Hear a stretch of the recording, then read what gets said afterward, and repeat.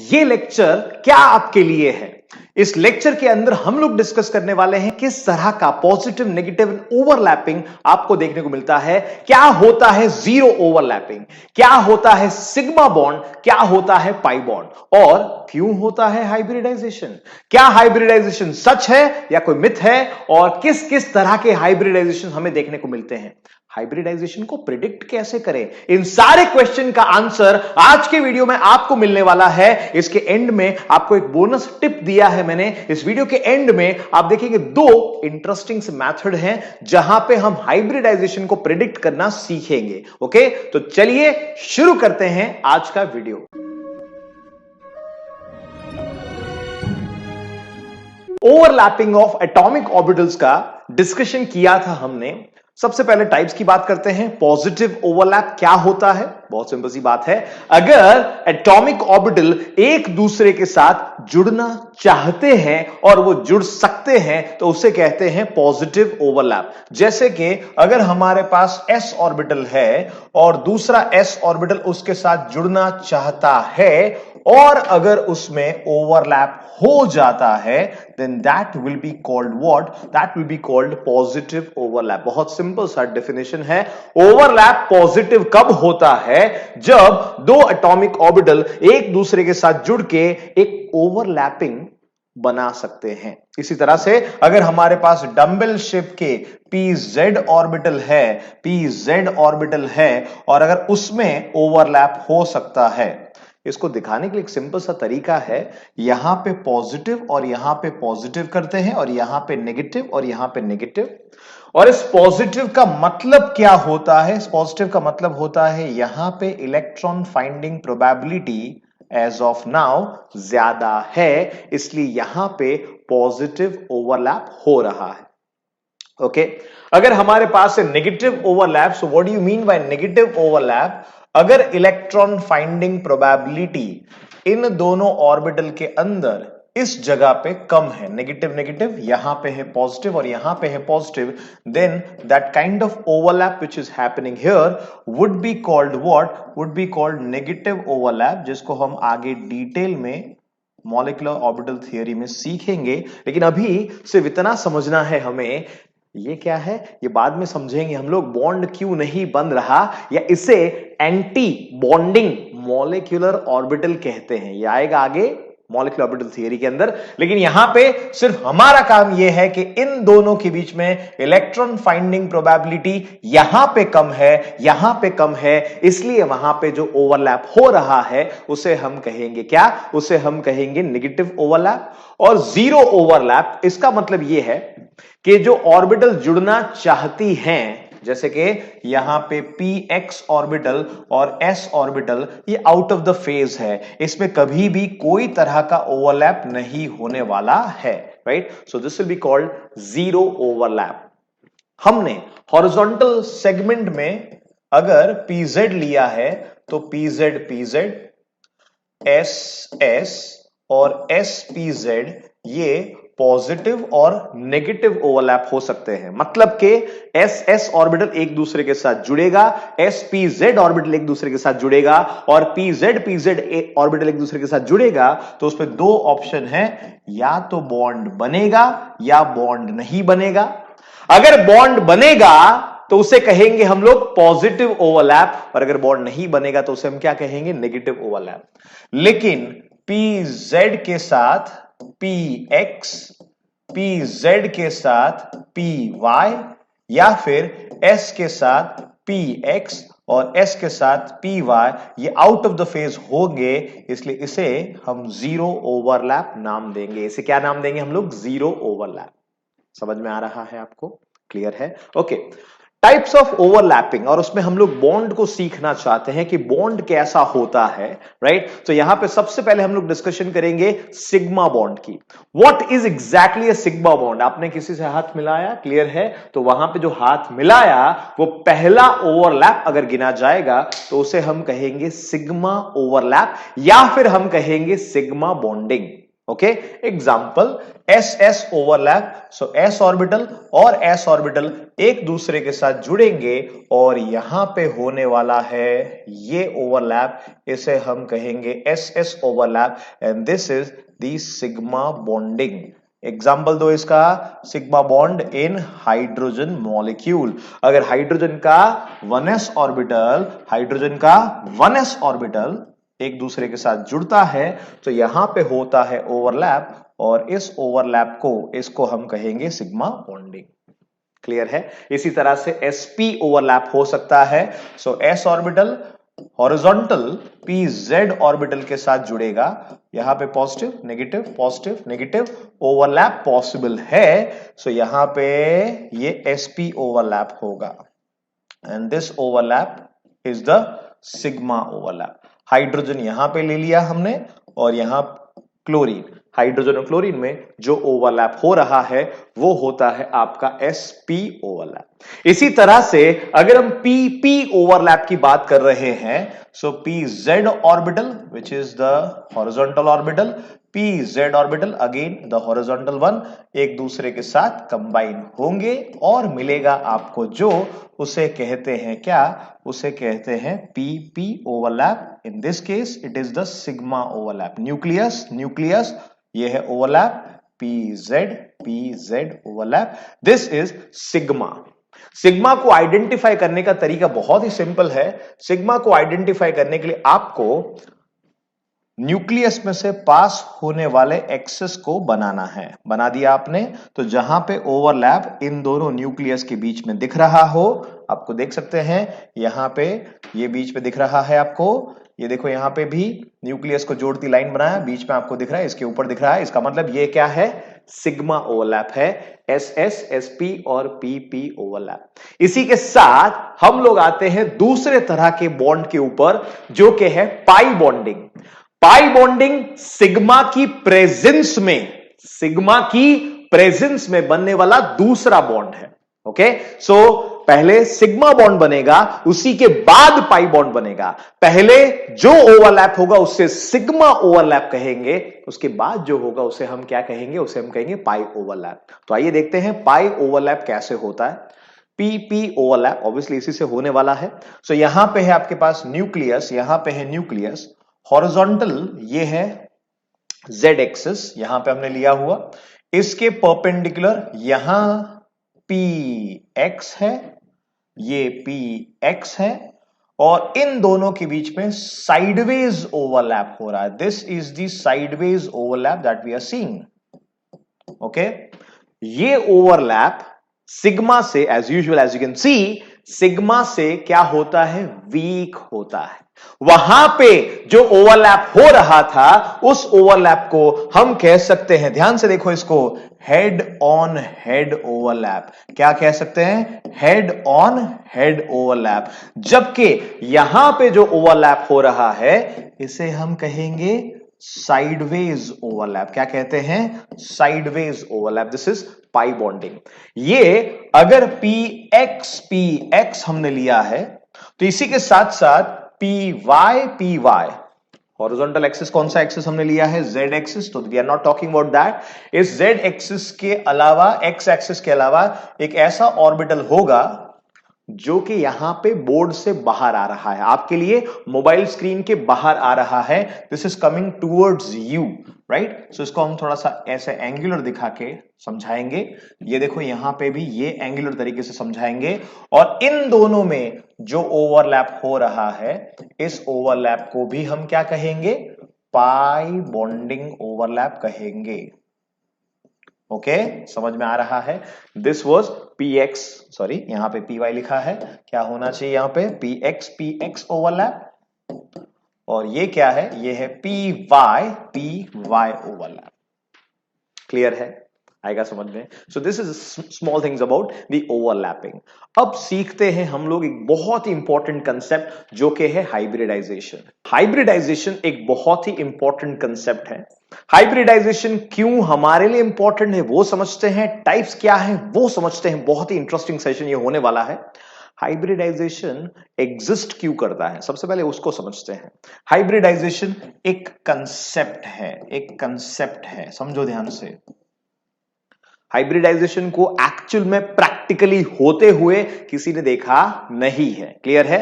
So why do we से hybridisation, और hybridisation अगर किसी ने होते हुए देखा नहीं है तो क्या ये सच है, क्या ये गलत है? ओके, समझते हैं। सबसे पहले लेट्स अंडरस्टैंड द ओवरलैपिंग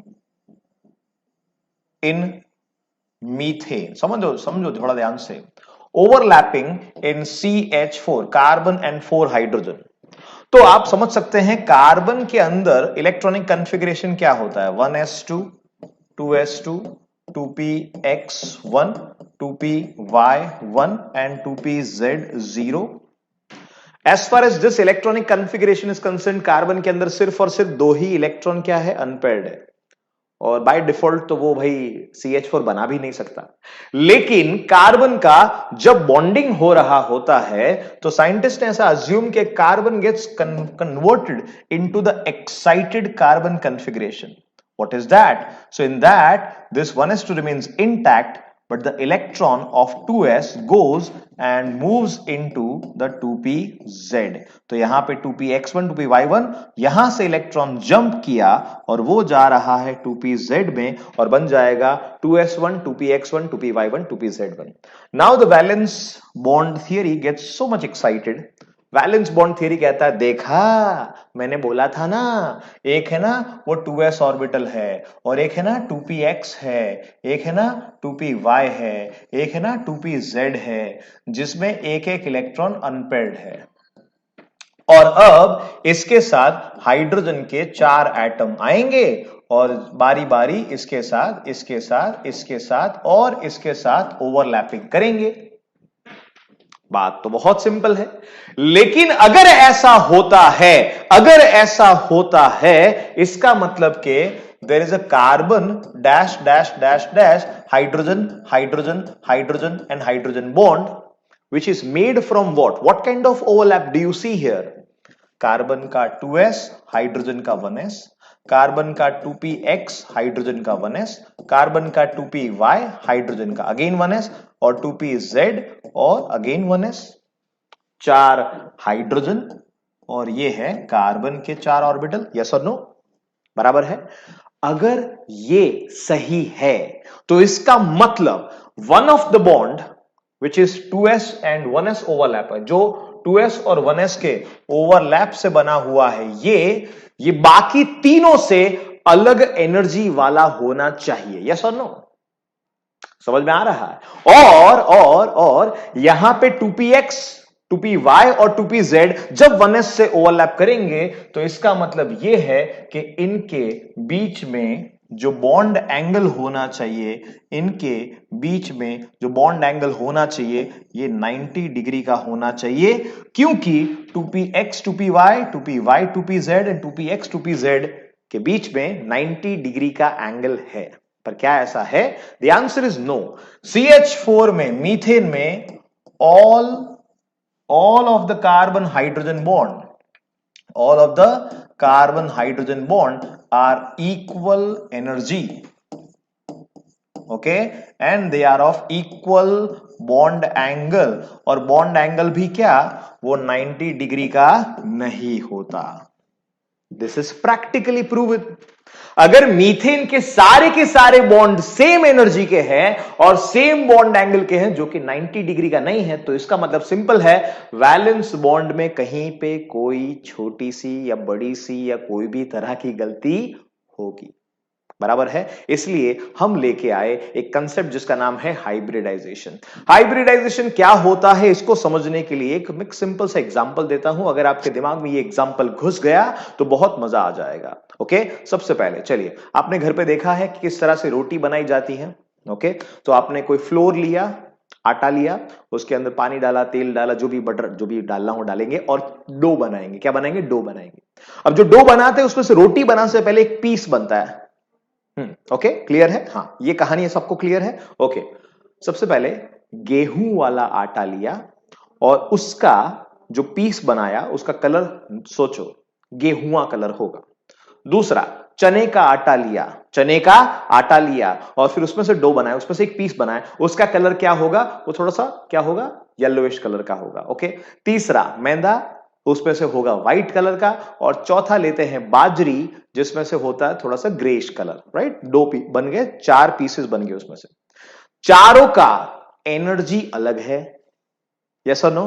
चारों का एनर्जी अलग है, चारों का कलर भी अलग है। समझ में आ रहा है what I am saying? Clear है? ओके। अब वो जो चार पीस है आपके पास, गेहुआ है ना, येलोइश, व्हाइट और ग्रेश कलर, इन चारों पीसेस को एक दूसरे के साथ मिक्स कर दो।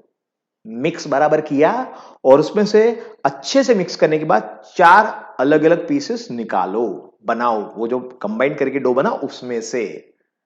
तो जो एक बनेगा, बाकी चार बनेगा, उसमें एक बनेगा, उसका बाकी सबसे एनर्जी क्या हो जाएगा? सिमिलर हो जाएगा। और उनका न्यूट्रिशियस वैल्यू, जो एक का, दूसरे का, तीसरे का, चौथे का अलग था ना, अब वो भी क्या हो जाएगा? हाँ, सेम हो जाएगा, मल्टीग्रेन हो जाएगा। ये क्या हो जाएगा? मल्टीग्रेन हो जाएगा। This is the basic concept, एकदम सिंपल करके मैंने आपको समझाया, ऑफ हाइब्रिडाइजेशन। इसका मतलब ये है कि ये 2s 2px 2py 2pz, ये चारों के चारों एक दूसरे के साथ पहले कंबाइन होंगे और हाइब्रिड ऑर्बिटल बनाएंगे, और हाइब्रिड ऑर्बिटल उसके बाद 1s ऑर्बिटल के साथ जुड़ेगा। राइट, चलिए let's see them into action. Before we see them into action, कुछ छोटे पॉइंट्स हैं जो हम डिस्कस करना चाहते हैं। तो आइए चलिए, नंबर 1 सबसे पहली बात करते हैं, पॉइंट लिखना जरूर साथ साथ। Number of hybrid orbital, number of hybrid orbital, जो भी हाइब्रिडाइजेशन हो रहा है, जो भी हाइब्रिडाइजेशन हो रहा है, number of hybrid orbital is equal to the total atomic orbital combining. Atomic orbital जो एक दूसरे के साथ कंबाइन हो रही है उसके ऊपर डिपेंडेंट है।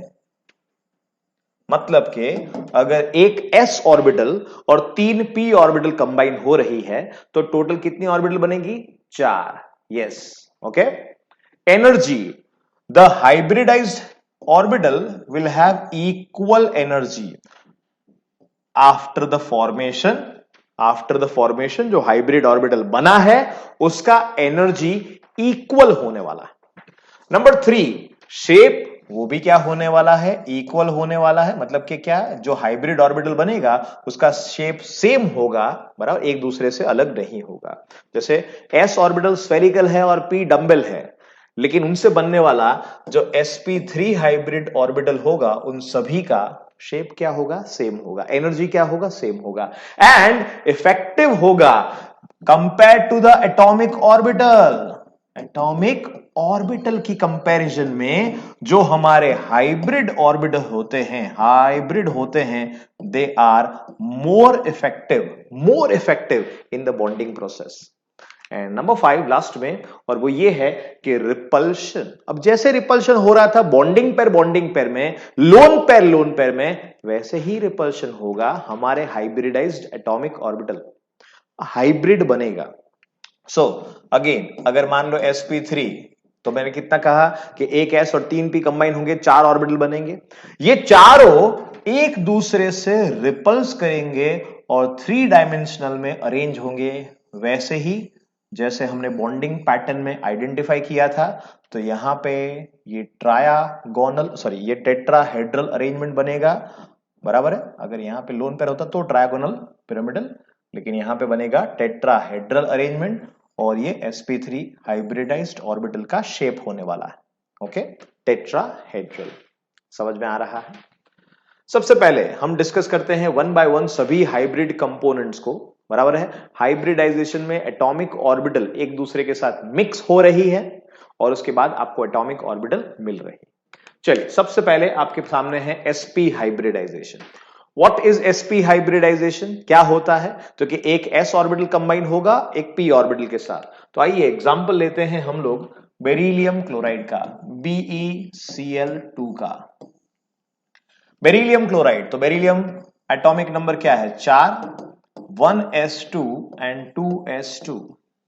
As far as beryllium is concerned, all of the electrons are paired. लेकिन जब बॉन्ड बनेगा, beryllium gets excited and ये जो 2s का इलेक्ट्रॉन है वो थोड़ा सा जंप करेगा और जाएगा वो 2px में या फिर 2py में या फिर 2pz में. अभी मैंने लिया है 2px. ये दोनों एक दूसरे के साथ कंबाइन होंगे. So there is a s orbital combining with the p orbital, px orbital. ये z है, ये y है और ये x है. तो यहां पे ये एक दूसरे के साथ जुड़ेंगे. जुड़ने के बाद क्या बनेगा? वो बनेगा sp हाइब्रिडाइजेशन. sp हाइब्रिडाइजेशन इसमें से कैसे बनता है प्रैक्टिकली, राइट? उसके कंपैरिजन में BCl2 का शेप बहुत आसानी से पता चल जाता है.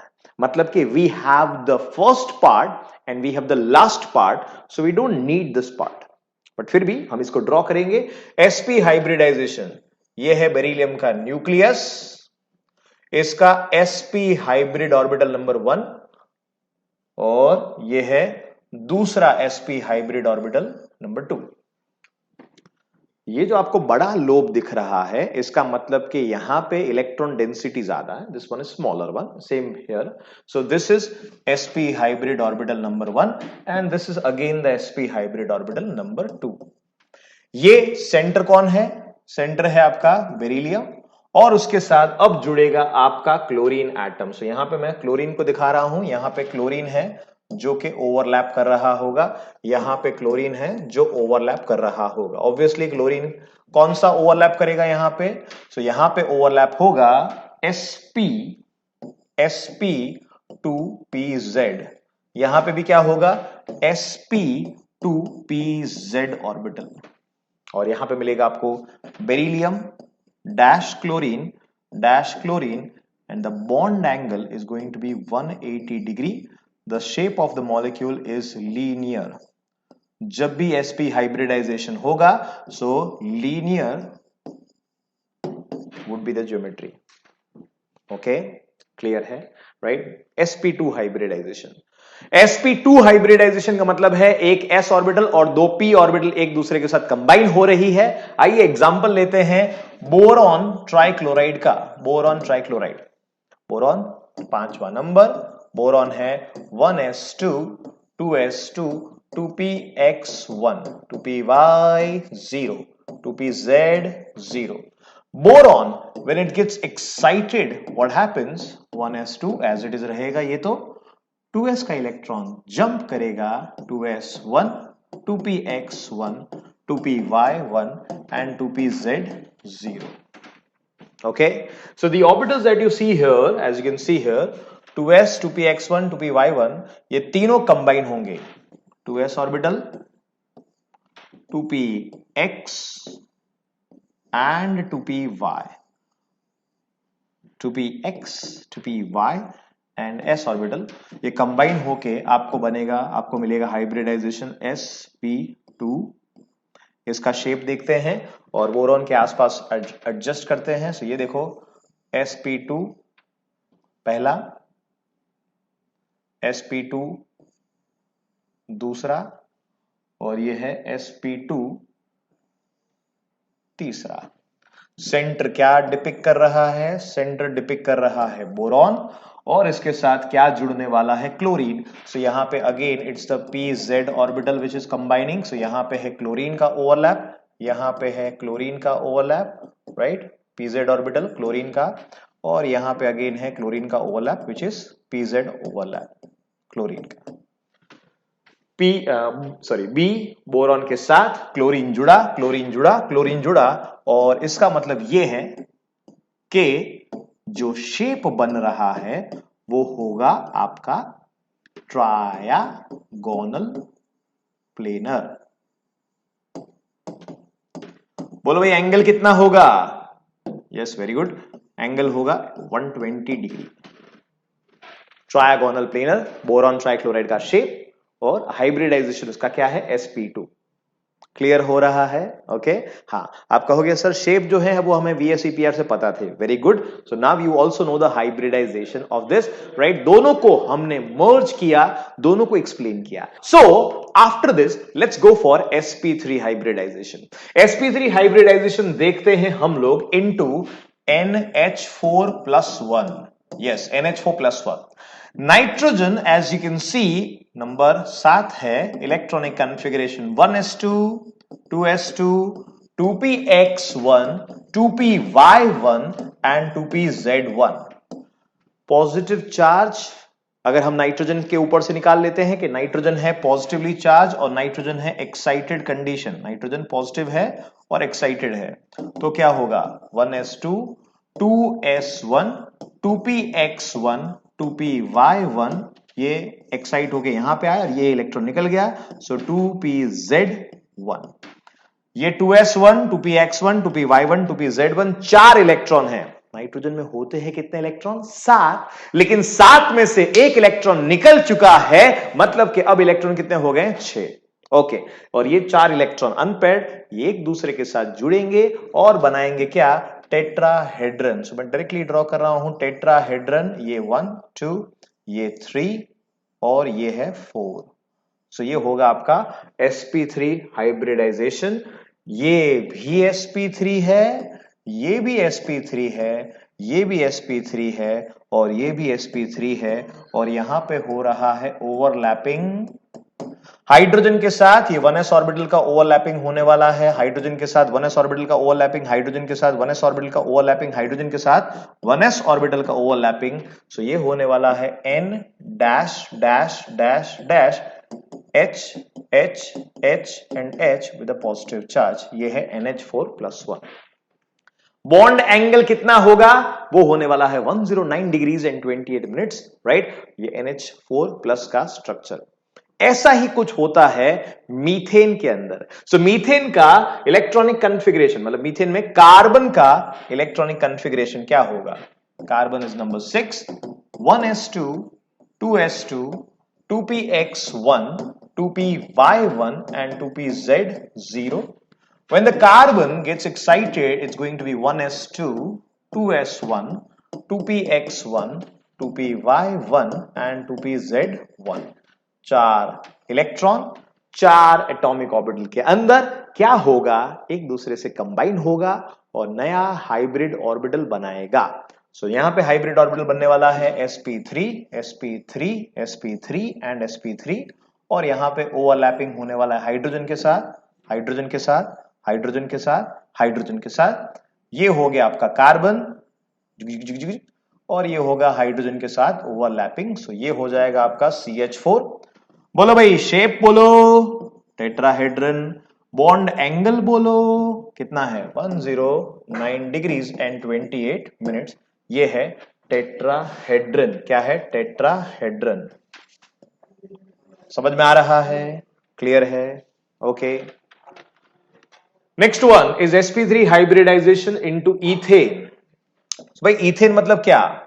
C2H6, 2 कार्बन है, उसके साथ जुड़े हुए हैं hydrogen.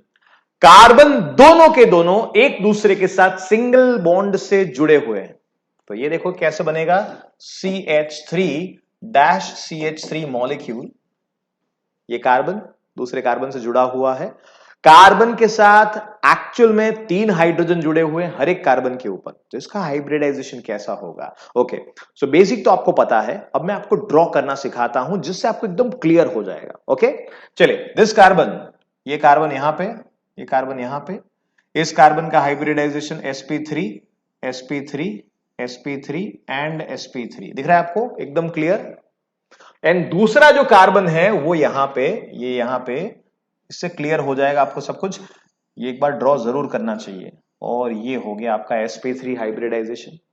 Now in this one the carbon carbon sp3 overlapping is giving you that carbon sigma bond carbon, और यहां पे जो sp3 हाइब्रिड ऑर्बिटल है वो हाइड्रोजन के साथ जुड़ेगा, हाइड्रोजन के साथ जुड़ेगा और हाइड्रोजन के साथ जुड़ेगा। तो वो दे रहा है आपको carbon hydrogen sigma bonding. Clear है? समझ में आ रहा है? सो this is carbon hydrogen bonding. यहां पे बॉन्ड एंगल कितना है? बॉन्ड एंगल कितना है? 109 डिग्रीज 28 मिनट्स सभी में, बराबर है। ये कार्बन कार्बन सिग्मा बॉन्डिंग और ये है कार्बन हाइड्रोजन सिग्मा बॉन्डिंग। ये 6 कार्बन हाइड्रोजन सिग्मा बॉन्डिंग है। आ रहा है समझ में? क्लियर है? Okay, let's go for sp2 hybridization into ethene molecule. क्या है ये? ये है अल्कीन। तो अल्कीन के अंदर sp2 हाइब्रिडाइजेशन कैसे वर्क करता है, आइए उसको डिस्कस करते हैं। सबसे पहले तो ये है C2H4 मतलब के CH2 double bond CH2। Okay, carbon के साथ 2 हाइड्रोजन जुड़े हुए हैं और बीच में डबल बॉन्ड है। किस तरह से बनेगा sp2 हाइब्रिडाइजेशन, आइए समझते हैं। कार्बन 6 1s2, मैं डायरेक्ट एक्साइटेड लिख रहा हूं, 1s2 2s1 2px1 2py1 and 2pz1। जो भी आप ऑर्बिटल को हॉरिजॉन्टल एक्सिस पे लोगे, राइट, वो उसके अलावा ऑर्बिटल को पाई बॉन्डिंग में शेयर करेगा। इतना बड़ा स्टेटमेंट बोला, उसका मतलब क्या है समझाता हूं। मान लो कि हॉरिजॉन्टल आपने एक्स एक्सिस लिया तो 2s 2px 2py कंबाइन होगा और z जो है वो वर्टिकल एक्सिस पे बाकी रहेगा। और अगर आप z हॉरिजॉन्टल में ले रहे हैं तो x या y बाकी रहेगा। ये तीनों एक दूसरे के साथ जुड़ेंगे और बनाएंगे एक प्लेनर स्ट्रक्चर। आइए बनाते हैं sp2 इन तीनों से। ये हुआ sp2 sp2 एंड sp2। सामने वाला दूसरा carbon sp2 sp2 and sp2। Can you see that? Okay, अब वर्टिकल एक्सिस में मतलब कि इससे बाहर आ रहा है, बोर्ड के बाहर आ रहा है। ये अगर s 2px और 2py से जुड़ा हुआ है तो यहां पे z एक्सिस होगा आपकी ओर। इसको मैं अभी तो बाहर नहीं लिख सकते हम लोग, 3D थोड़ी है ये, तो ये इस तरह से ड्रॉ कर रहे हैं और इसको इस तरह से ड्रॉ कर रहे हैं। Okay, this one is the p orbital which is not hybridized. ये हाइब्रिडाइजेशन में पार्ट नहीं ले रहा, ये हाइब्रिडाइजेशन में पार्ट नहीं ले रहा। ठीक है, ठीक है, ठीक है। यहां पे कार्बन का sp2 हाइब्रिडाइजेशन दूसरे sp2 के साथ जुड़ेगा तो इसका मतलब यहां पे होने वाला है कार्बन सिंगल बॉन्ड कार्बन। इसकी वजह से ये sp2 के साथ जुड़ेगा और carbon sigma bond carbon, carbon single bond carbon बनेगा। इस साइड sp2 हाइड्रोजन से जुड़ेगा, यहां पे हाइड्रोजन से जुड़ेगा। इसका मतलब यहां पे होने वाला है C-H, same goes here, H और H। तो यहां पे ओवरलैपिंग हुआ और यहां पे ओवरलैपिंग हुआ। इतना क्लियर है? Now that pz orbital which is right here, यहां पे जो इलेक्ट्रॉन है और यहां पे जो इलेक्ट्रॉन है, इसमें होने वाला है what is the sideways overlap. बोलो भाई, साइडवेज ओवरलैप मतलब? Yes, it is the pi bonding. तो यहां पे साइडवेज ओवरलैप होगा और ये पाई बॉन्ड है। पहला bond sigma sp2 to sp2 overlap, ये सिग्मा बॉन्डिंग है। और ये वर्टिकल अगर मान लो pz है तो pz एंड pz यहां पे पाई बॉन्डिंग बना रहे हैं। चलिए, इतना क्लियर है? समझ में आया? अच्छे से साथ में ड्रॉ करोगे तो आपको बहुत मजा आएगा। यहां पे वैसे तो बॉन्ड एंगल 120 120 120 होना चाहिए, सीधी सी बात है। यहां पे 120, यहां पे 120 और यहां पे 120 होना चाहिए। लेकिन as you can see here, between the two carbon electron density बहुत ज्यादा है and because of that these angles are more than 120 और ये एंगल भी 120 से ज्यादा है और ये एंगल 120 से क्या है? कम है। समझ में आ रहा है? सो this is ethene molecule. Ethene molecule में sp2 हाइब्रिडाइजेशन। आप इथीन के बाद प्रोपीन या ब्यूटीन या जो भी आप ड्रॉ करना चाहें वो दूसरा एक ड्रॉ करके इसको समझ सकते हैं और डिटेल में। Carbon hydrogen carbon double bond carbon, ये बॉन्ड लेंथ को समझ सकते हैं। नेक्स्ट अप है आपके पास sp molecule, sorry sp hybridization into ethyne molecule. कैसे होने वाला है? बहुत सिंपल है। sp हाइब्रिडाइजेशन है, carbon excited form 1s2 2s1 2px1 2py1 and 2pz1, out of which what is happening, this 2s and 2px एक दूसरे के साथ कंबाइन होंगे, ये बनाएगा sp sp for the first carbon and second carbon के लिए sp and sp। यहां पे हाइब्रिडाइजेशन sp sp, ये जो ओवरलैप बना रहा है ये होगा आपका carbon single bond carbon. Okay, यहां पे sp का हाइड्रोजन के साथ ओवरलैप होगा और sp का हाइड्रोजन के साथ ओवरलैप होगा, सो ये होगा डैश हाइड्रोजन, इधर इधर इधर ये px का है। अगर 2px और 2s ये कंबाइन हुए हैं तो 2py vertical 2py vertical and 2pz which is coming out from this board towards you। इन दोनों में साइडवेज ओवरलैप होने वाला है। इट्स लाइक दिस, मान लो कि ये है बॉन्ड एक्सिस, ये है sp ऑर्बिटल का ओवरलैपिंग कुछ इस तरह से, तो इसके वर्टिकली यहां पे 2py होगा और आपकी और 2pz होगा। दोनों का डिस्टेंस देखो सेम ही रहने वाला है। डिस्टेंस क्या है? सेम ही। पाई बॉन्डिंग का ओवरलैप 2py और 2pz। सो यहां पे होने वाला है ओवरलैपिंग, ये साइडवेज ओवरलैप। ये क्या है? Sideways overlap. इसी तरह से इसमें भी हो रहा है साइडवेज ओवरलैप। ये है पाई बॉन्डिंग की निशानी, साइडवेज ओवरलैप होता है। This is ethyne molecule. Bond angle कितना होने वाला है इसमें? बोलो बोलो बोलो। C ट्रिपल बॉन्ड C हो गया, बॉन्ड एंगल होने वाला है 180 डिग्री, बराबर है। और यहां पे एक सिंपल सा रूल है, कार्बन सिंगल बॉन्ड कार्बन, उससे carbon double bond carbon bond length कम है और कार्बन ट्रिपल बॉन्ड कार्बन का बॉन्ड लेंथ क्या होता है? सबसे कम। ओके, क्लियर है? सो नेक्स्ट अप हम लोग डिस्कस करना चाहते हैं sp3d into PCl5। So in phosphorus as you know 15 number का एटम है, neon 3s2 and 3p3 is the electronic configuration। जब फॉस्फोरस हो जाएगा एक्साइटेड, इसका मतलब है नियॉन, ये तो ऑब्वियसली एज इट इज रहेगा, 3s का एक इलेक्ट्रॉन जंप करेगा यहां पे 3px1 3py1 3pz1 and electron jump करके जाएगा 3d ऑर्बिटल के अंदर, जो कि है 3dz2, उसमें गया एक। यहां पे s ऑर्बिटल, 3p ऑर्बिटल और एक d ऑर्बिटल के जुड़ने से हाइब्रिड ऑर्बिटल बनेगा। कितने हाइब्रिड ऑर्बिटल बनेंगे? 5। कौन से ऑर्बिटल जुड़ रहे हैं? ध्यान से देखो, sp में 3 और d में 1, ये है sp3d।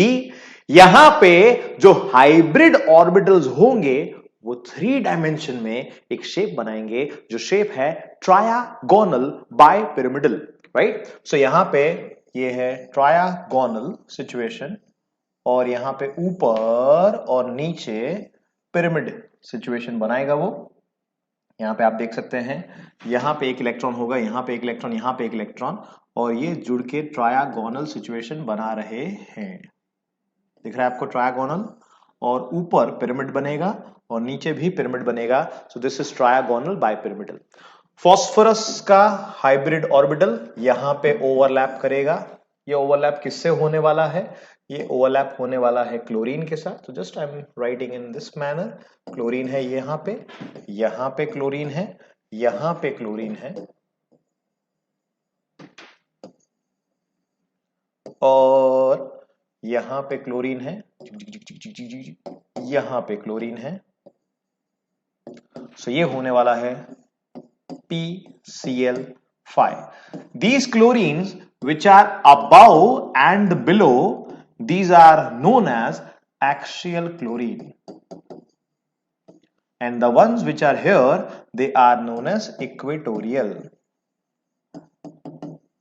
ये तो आपको पता है. ओके, एक्सियल और इक्वेटोरियल के बीच का एंगल होता है 90 डिग्री. सारे इक्वेटोरियल एक दूसरे से 120 डिग्री के एंगल पे है, और अगर दो एक्सियल के बीच का डिस्टेंस है तो वो मतलब एंगल है तो वो होने वाला है कितना? Yes, 180 degree. सो मतलब के एक्सियल टू एक्सियल का एंगल 180 डिग्री है, एक्सियल टू इक्वेटोरियल का एंगल है 90 डिग्री, और सारे इक्वेटोरियल के बीच का एंगल है 120 डिग्री. समझ में आएगा? क्लियर है? ओके, ये है PCl5 का structure, trigonal bipyramidal. Trigonal bipyramidal. चलिए बात करते हैं अब हम लोग next sp3d2 hybridisation in sulphur hexafluoride. Sulphur number क्या है? सल्फर है नंबर 16. सल्फर का electronic configuration neon 3s2 and 3p4. Sulphur when it gets excited it is neon. 3s में एक इलेक्ट्रॉन रहेगा, 3px इलेक्ट्रॉन आगे जंप करेगा, 3py 3pz, यहां पे 1 1 1, और दो इलेक्ट्रॉन, यहां का एक इलेक्ट्रॉन और यहां का एक इलेक्ट्रॉन जंप करके आगे जाएंगे 3dz2 1 and 3dx2 dash y2 1. ये 6 ऑर्बिटल एक दूसरे के साथ जुड़ेंगे और हाइब्रिडाइजेशन बनाएंगे sp3d2. समझ में आ रहा है? Okay, sp3d2 hybridization would be making 1 2 3 4 5 और 6 ऑर्बिटल, और इनको मिला के बनेगा क्या? The shape is octahedral. मतलब कि एक स्क्वायर बनेगा, और फिर यहां पे सल्फर है, ऊपर फ्लोरीन, या अगर क्लोरीन ले रहे हैं तो क्लोरीन, यहां पे SF6 में फ्लोरीन ले रहे हैं तो फ्लोरीन और फ्लोरीन, और यहां पे बाकी के 4 फ्लोरीन जो है वो इस तरह से स्क्वायर के एंड पे होंगे. So these 4 will be called equatorial, these 2 will be called axial. सारे के सारे बॉन्ड एंगल यहां पे 90 डिग्री होने वाले. कितने होने वाले हैं? 90 degree. All the bond angles between the equatorial, axial, equatorial, right? Apart from the axial, बाकी सब में एंगल क्या होने वाला है? वो होने वाला है 90 90 90 90, ऊपर 90 नीचे 90. क्लियर है? समझ में आएगा? हाँ, बाजू बाजू वाले इक्वेटोरियल अगर आमने सामने डायगोनली जो जुड़े हुए हैं उनके बीच में एंगल लोगे तो 180 आएगा. यहां पे ऊपर और नीचे के बीच में एंगल लिया तो भी क्या आएगा? 180 आएगा. समझ में आ रहा है? जो क्वेश्चन पूछा है उसके ऊपर फोकस करके आपको आंसर देना चाहिए. आइए अब हम लोग समझते हैं कि किसी भी मॉलिक्यूल में हाइब्रिडाइजेशन को कैसे प्रेडिक्ट किया जाएगा. How do we predict the hybridization? बहुत इंपॉर्टेंट है. तो सबसे पहले हम लोग डिस्कस करेंगे एक्स वाला मेथड. एक्स ढूंढो, एक्स के ऊपर से आपको आंसर मिल जाएगा. अब तक जितने हमने हाइब्रिडाइजेशन देखे उसके अलावा एक और बता देता हूं, sp3d3. ऑब्वियसली सीधी सी बात है, sp3d3 टोटल 7 ऑर्बिटल्स को मिलने से बनता है, 7 ऑर्बिटल के मिलने से बनता है. उसमें इधर तो 3s 3p वो तो आपको क्लियर है, लेकिन d ऑर्बिटल में dxy dyz और dzx ऑर्बिटल जुड़ेगा. ऐसा कब होगा? ऐसा होगा IF7 में, ऐसा होगा XeF7 पॉजिटिव के साथ, और यहां पे शेप क्या होने वाला है? वो होने वाला है पेंटागोनल बाय पिरामिडल.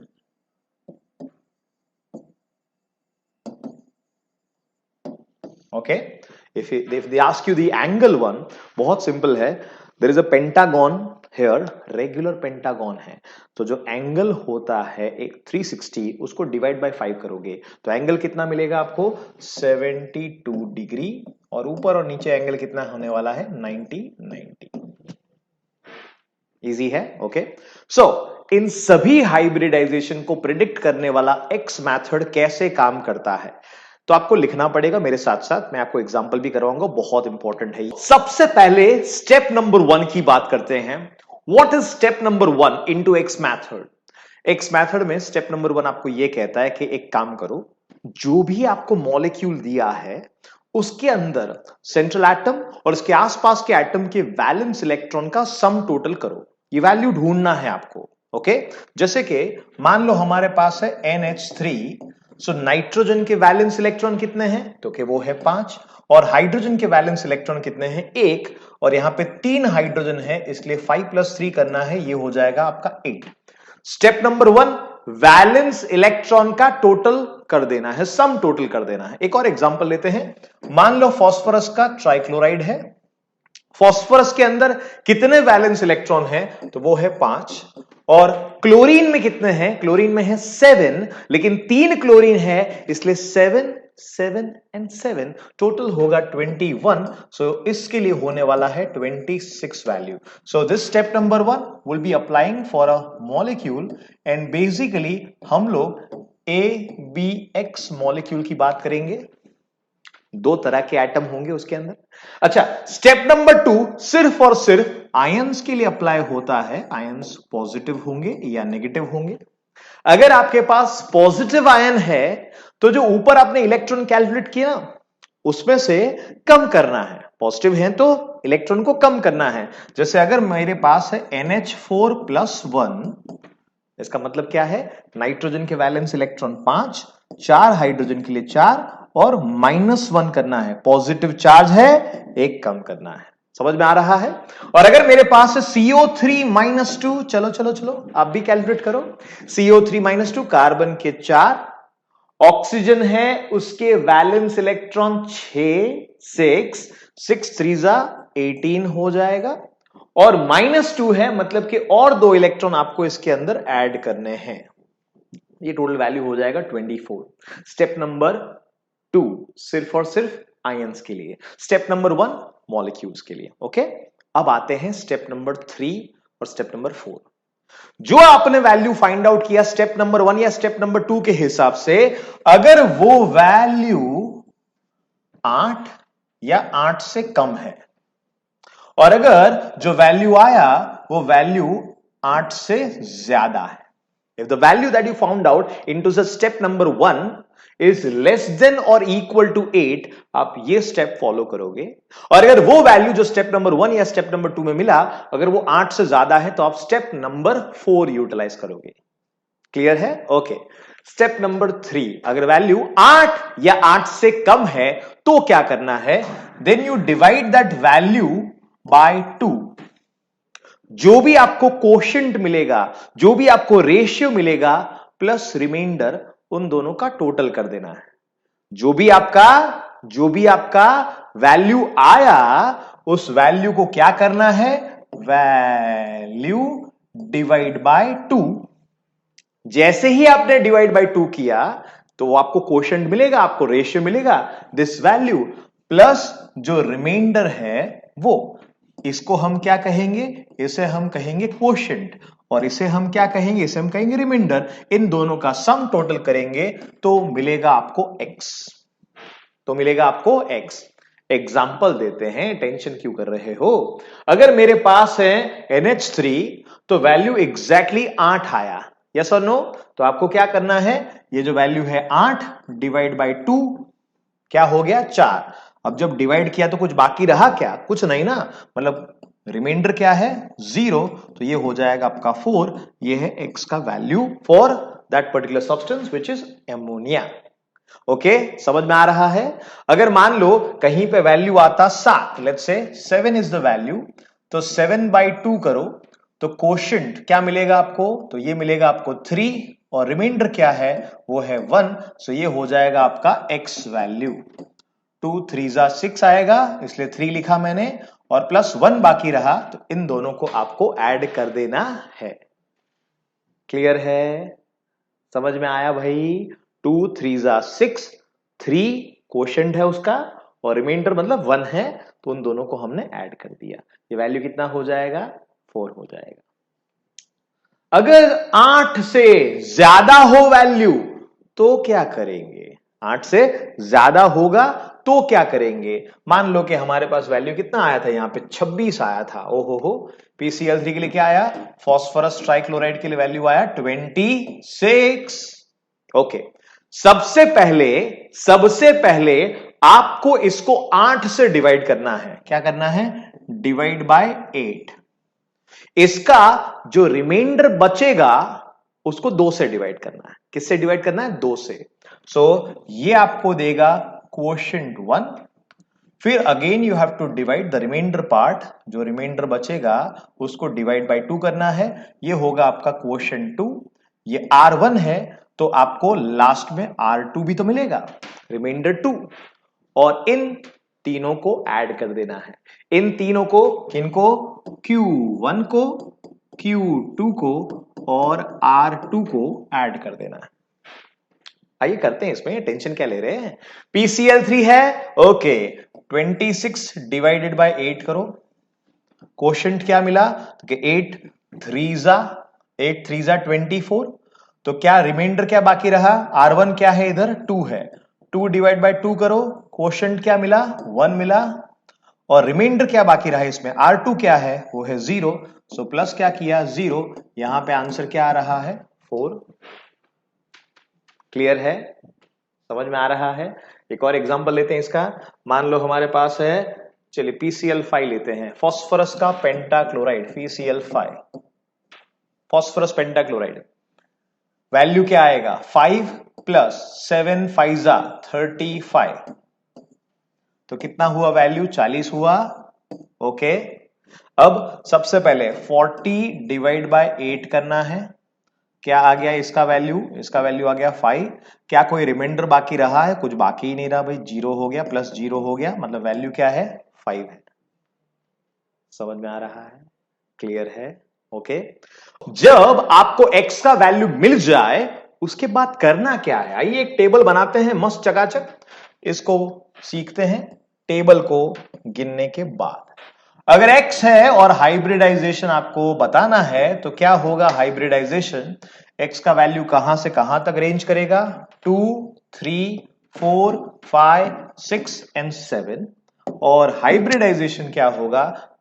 sp होगा, sp2 होगा, sp3 होगा, sp3d होगा, sp3d2 होगा और sp3d3 होगा। That is the table. PCl3. What do you think about this? 5 plus 7 3s are 21 is equal to 26. The value that we obtained from the step number 1. 26 8 से ज्यादा है, 26 divided by 8 किया, क्या आया? 8 3s are 24। रिमाइंडर है 2, उसको divide by 2 किया, यह है क्वोशिएंट 2 विच इज 1। और रिमाइंडर इसमें क्या बाकी रहा? 0 प्लस 0 4। इसका मतलब कि इसका हाइब्रिडाइजेशन, PCl3 का हाइब्रिडाइजेशन क्या होगा? वो होगा sp3। ICl4 -1। आयोडीन में कितने इलेक्ट्रॉन हैं? 7 प्लस यहां पे 4 7 जा 28 प्लस 1, क्योंकि नेगेटिव चार्ज है इसलिए। सो 8 इसमें ऐड कर दिया हमने, 8 प्लस 28 हो जाएगा क्या? 36। 36 को क्या करोगे आप? 36 को डिवाइड बाय करोगे 8। 8 4 जा 8 4 जा 4 जा 32 हो गया। 8 4 जा 32, क्या बाकी रहा? 4। और जो 4 बाकी रहा उस 4 को क्या करेंगे? उस 4 को हमें करना है क्या? Next value 4 divided by 2। क्या बाकी रहा? 2 बाकी रहा, प्लस रिमाइंडर क्या है इसके बाद? तो वो है 0 प्लस 0 6 हो गया। इसका मतलब इसका हाइब्रिडाइजेशन क्या होगा? इसका हाइब्रिडाइजेशन है sp3d2। NH4+1 ऑलरेडी कैलकुलेट कर चुके हैं। इस वैल्यू 8 डिवाइडेड बाय 2, तो ये हो गया 4। नो रिमाइंडर इज देयर, सो 0, सो 4। इसका हाइब्रिडाइजेशन होगा sp3। क्लियर है? PCl5 ऑलरेडी कैलकुलेट कर चुके हैं हम लोग। सो इस तरह से हम लोग बता सकते हैं विद द x मैथड। लेकिन बेस्ट मैथड क्या है? बेस्ट मेथड क्या है? बेस्ट मेथड है based upon VSEPR, valence shell electron pair repulsion. आप शेप बता दो और उसके हिसाब से आप पता कर सकते हैं आपका स्ट्रक्चर, इलेक्ट्रॉनिक स्ट्रक्चर पता है आपको, बराबर है। ये क्या है? AB है या फिर ABE है, AB2, AB3, AB4, AB5, AB6 या फिर AB2E2। अगर आपको वो पता है तो उसके हिसाब से भी आराम से हाइब्रिडाइजेशन बताया जा सकता है। ओके, क्लियर है? तो आज का सेशन यहां तक रखते हैं। नेक्स्ट आगे बढ़ेंगे बहुत ही इंटरेस्टिंग टॉपिक के साथ, रेजोनेंस डिस्कस करने वाले हैं और मॉलिक्यूलर ऑर्बिटल की शुरुआत करने वाले हैं। आज का सेशन आपको कैसा लगा? Please do share it with us in comments. Thank you so much for coming here and watching this video.